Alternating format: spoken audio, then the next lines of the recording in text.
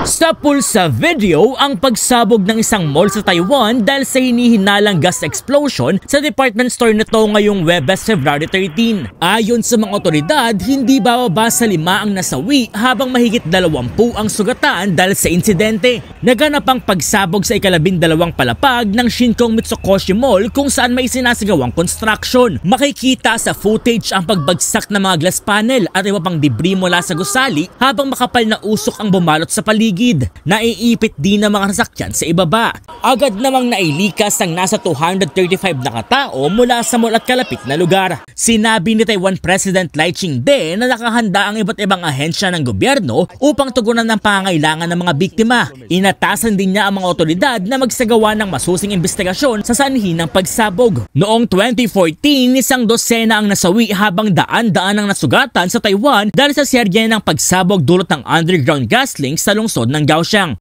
Para sa iba pang content, mag-follow sa lahat ng social media pages ng News 5.